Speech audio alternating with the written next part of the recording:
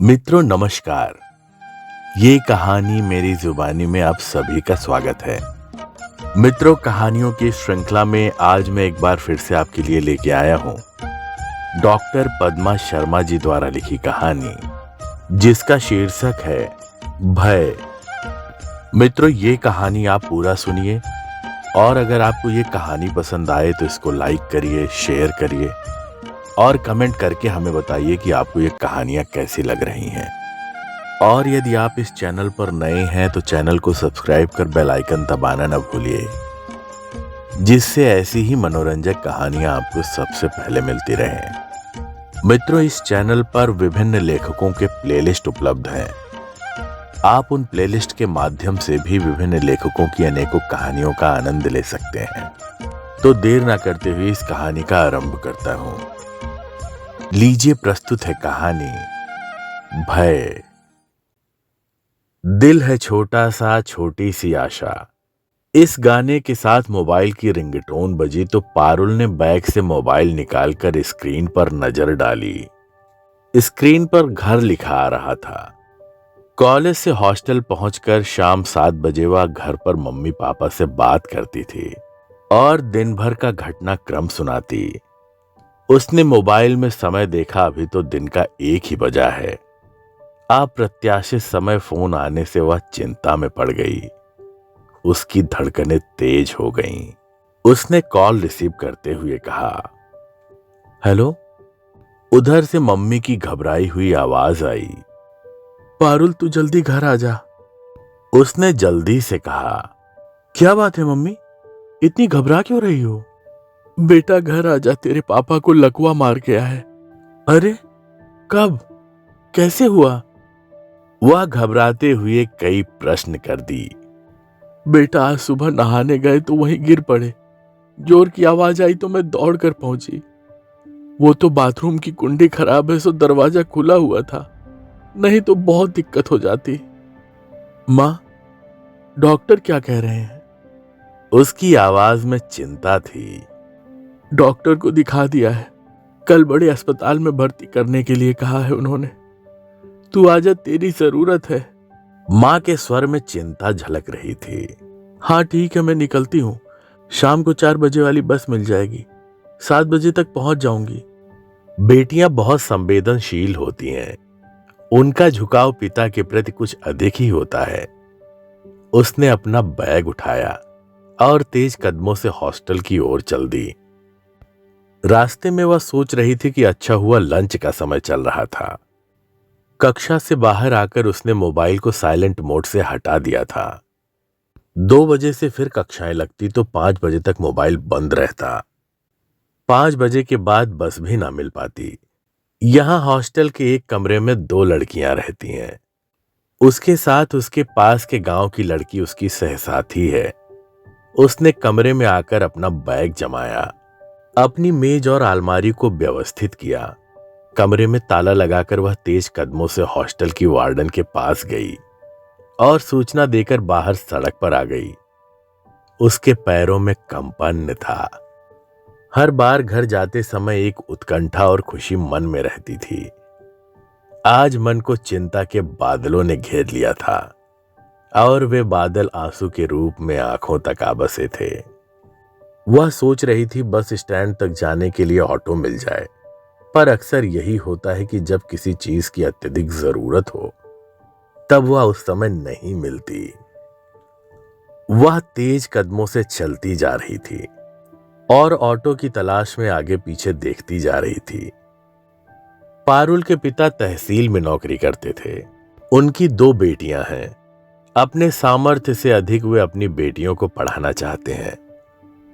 पारुल ने जब इंटर के बाद यूनिवर्सिटी में दाखिला लेना चाहा तो उन्होंने सहर्ष स्वीकृति दे दी। अपने रिश्तेदारों और मोहल्ले वालों के विरोध के बावजूद पारुल को इतनी दूर पढ़ने भेज दिया। पारुल को लग रहा था कि वह जल्दी से घर पहुंच जाए, नहीं तो सबसे ज्यादा ताने ताऊ जी देंगे। उसे याद है ताऊ जी उसके दाखिले को लेकर सबसे ज्यादा विरोध में थे। उन्होंने मना करते हुए कहा था, सुरेंद्र, जवान लड़की को इतनी दूर पढ़ने मत भेज। कुछ ऊंच नीच हो गई तो समाज में क्या मुंह दिखाएगा। पापा ने तर्क देते हुए कहा था। अरे नहीं भाई साहब, पारुल पढ़ लिख कर अपने पैरों पर खड़ी हो जाएगी तो परेशान नहीं होगी। उन्होंने दलील दी। अरे तू समझ ना रहा, शहर का माहौल भी खराब है। आजकल लड़कियों के साथ ना जाने कितने गलत काम हो जाते हैं। पापा ने दृढ़ता से कहा, मुझे पारुल पर पूरा भरोसा है, वो कुछ गलत ना करेगी। देख ले भाई, अखबार में रोज छपता है, लड़कियों के साथ कई वारदातें हो रही हैं। फिर इतनी दूर इसकी रक्षा कौन करेगा। फिर पापा ने मर्यादावश शांत रहना ही उचित समझा था। पारुल को अपने शहर जाने वाली बस मिल गई थी। बस में बैठते ही उसने मम्मी को बताया कि वह बस में बैठ गई है। जब भी वह अकेले घर जाती तो थोड़ी थोड़ी देर में मम्मी को जानकारी देती रहती। अब तो उसे आदत हो गई थी अकेले आने जाने की। शुरू में एक दो बार पापा ले जाते और छोड़ जाते थे। पापा का चेहरा उसकी आंखों के सामने बार बार घूम रहा था। वह तो सोन चिरैया है अपने पापा की, और छोटी बहन गौरैया। उसे लग रहा था सोन चिरैया की तरह उड़कर जल्दी से पापा के पास पहुंच जाए। बस बार बार सवारियों को लेने रुकती तो मन झल्ला उठता। वह खिड़की के पास बैठी माइलेज स्टोन देखकर जान रही थी कि बस कितने किलोमीटर दूर आ चुकी है। लगभग 50 किलोमीटर के बाद अचानक बस रुक गई। एक एक करके सवारियां नीचे उतरने लगीं। वह व्यग्र हो उठी। उसने बस के ड्राइवर से पूछा, अंकल क्या हो गया? देखते हैं, शायद फैन बेल्ट खराब हो गया है। कितना टाइम लगेगा? उसके स्वर में व्यग्रता थी। बेल्ट मंगाने के लिए किसी क्लीनर को भेजना पड़ेगा, लगभग आधा पौन घंटा तो लग ही जाएगा। चिंताओं को कोई निमंत्रण की जरूरत थोड़े ही होती है। वो तो बिन बुलाए मेहमान की तरह बिना दरवाजा खटखटाए आ जाती है। पारुल चिंता में पड़ गई कि अब तो बस लेट हो जाएगी, वह देर से पहुंचेगी, अन्य कोई साधन भी नहीं है। शाम का धुंधलका अंधेरे में तब्दील होने लगा था। जैसे जैसे अंधेरा बढ़ रहा था, उसके दिल की धड़कनें तेज होती जा रही थीं। एक तरफ पापा की चिंता से वह व्याकुल थी, तो दूसरी ओर भय का आवरण मन में अज्ञात कोने को घेर रखा था। उसने पूरी बस में नजर दौड़ाकर देखा कि कितनी महिला सवारी बैठी है। 8-10 महिला सवारियों को देखकर उसे तसल्ली हुई। बस रात 9 बजे बस स्टैंड पहुंची। बस से उतरकर उसने मम्मी को फोन लगाकर बताया कि बस आ चुकी है। मम्मी ने चिंतित होते हुए कहा, अब रात के 9 बजे यहां तक आने के लिए सिटी बस भी ना मिलेगी। हाँ मम्मी, मैं ऑटो देखती हूँ, मम्मी ने हिदायत देते हुए कहा। ऑटो का नंबर मैसेज कर देना। हाँ ठीक है मम्मी। रात के समय केवल एक ऑटो वाला मिला। पारुल ने ऑटो रोककर घर तक जाने का किराया तय किया। उसने ऑटो का नंबर मम्मी के फोन पर मैसेज किया। आज वह पहली बार अकेले रात को ऑटो में बैठी थी। अचानक सर्दी बढ़ने से सड़कें सुनसान हो गई थीं। ऑटो में बैग रखकर उसने शॉल निकाली और कुछ महत्वपूर्ण सामान बड़े बैग से निकालकर अपने हैंड बैग में रख लिए। पारुल ने ऑटो वाले से कहा, भैया कोई महिला सवारी मिले तो उसे बिठा लेना। ठीक है। ऑटो वाले ने सामने का शीशा सेट किया। शीशे में अब पारुल का चेहरा दिखाई देने लगा। ऑटो आगे बढ़ने लगा। काफी दूर तक आने के बाद भी कोई सवारी नहीं मिली। पारुल की धड़कनें तेज हो रही थीं। आगे सुनसान रास्ता आने वाला था। जब व्यक्ति मुसीबत में होता है तो वह अपने इष्ट देवता को याद करता है। जय हनुमान ज्ञान गुण सागर, जय कपीस लंकेश उजागर। ये पंक्तियां बरबस ही उसके होठों पर आ गईं। हनुमान जी ने अपनी सीता मैया की रक्षा की थी, हे भगवान मेरी भी रक्षा करना। एक चौराहे पर अचानक ऑटो रुक गया। उसे लगा कि बस की तरह ऑटो भी खराब हो गया। पारुल ने हकलाते हुए पूछा, क्यों, क्या हुआ, रुक क्यों गए? ऑटो वाले ने कहा, अभी चलते हैं। भय की उछलती लहरें मन की दीवारों पर तेज थपेड़े मार रही थीं। ऑटो वाले ने मोबाइल निकाला और कुछ देखने लगा। फिर एक फोन लगाया। दूसरी तरफ की आवाज पारुल को सुनाई नहीं दी। ऑटो वाला बोला, ऐसा करो तुम आ जाओ। उधर की आवाज नहीं आई। ऑटो वाला आगे बोला, मैं अभी रॉयल चौराहे पर हूं। उसने किसी प्रश्न का उत्तर देते हुए कहा, हाँ। फिर किसी बात का उत्तर देते हुए उसने कहा, मैं इंतजार कर रहा हूं। पारुल को लग रहा था कि वह अपने किसी साथी को बुला रहा है। पता भी बता दिया है कि कहाँ खड़ा है। पारुल अपने मन में ही सोचने लगी, उसके साथी ने पूछा होगा कि कोई लड़की सवारी है क्या, तो इसने हाँ कह दिया है। पारुल के मन में टीवी पर प्रसारित कई खबरें साक्षात हो उठीं। समाचार पत्रों में प्रकाशित नकारात्मक समाचार दिमाग में उथल पुथल मचाने लगे। उसने फिर से आग्रह किया, चलो भैया। ऑटो वाला उसे समझाते हुए बोला, हाँ अभी कोई आ रहा है, फिर चलते हैं, बस 5 मिनट और। हालांकि वह पारुल से बड़ी आत्मीयता से बात कर रहा था, पर यह आत्मीयता के पीछे पता नहीं कौन सी भावना छिपी है। वह मोबाइल खोलकर फिर से देखने लगा। पारुल को लग रहा था कि जरूर वह अपनी मोबाइल में कोई आपत्तिजनक वेबसाइट देख रहा होगा।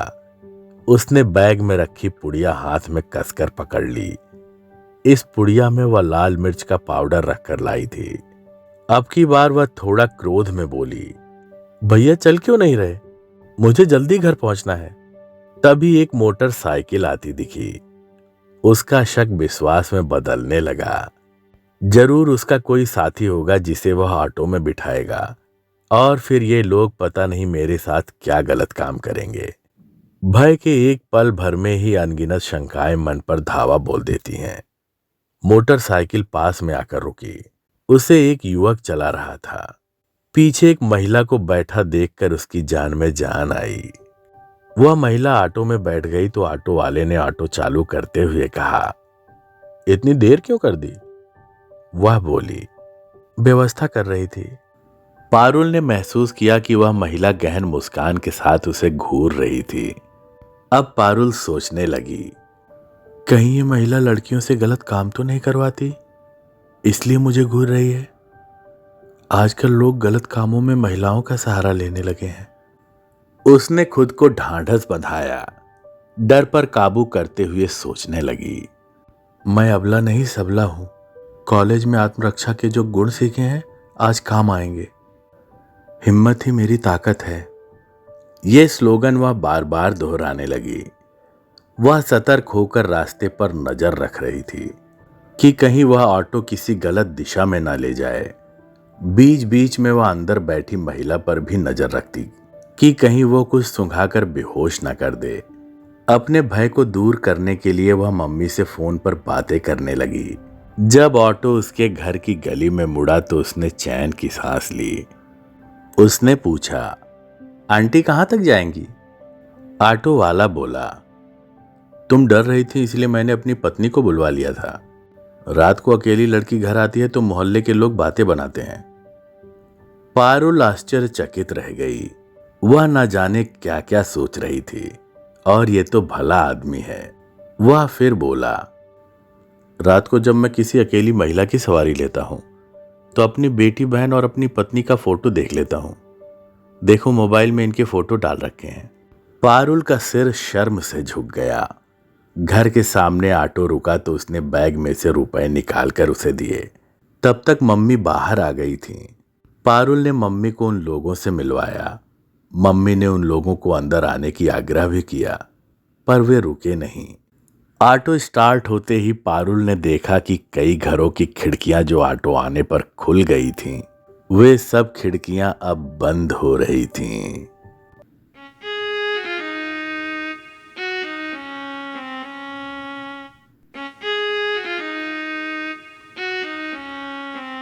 मित्रों, अभी आप सुन रहे थे डॉक्टर पद्मा शर्मा जी द्वारा लिखी कहानी भय। मित्रों, आपको ये कहानी कैसी लगी हमें कमेंट करके जरूर बताएं, और अगर आपको ये कहानी पसंद आई है तो इसको लाइक करें, अपने दोस्तों और परिवार में अधिक से अधिक शेयर करें, और अगर आप इस चैनल पर नए हैं तो चैनल को सब्सक्राइब कर बेल आइकन दबाना ना भूलिएगा, जिससे ऐसी ही मनोरंजक कहानियां आपको सबसे पहले मिलती रहें और हमें ऐसी कहानियां लाने का प्रोत्साहन मिलता रहे। मिलते हैं किसी नए लेखक की नई कहानी के साथ। धन्यवाद।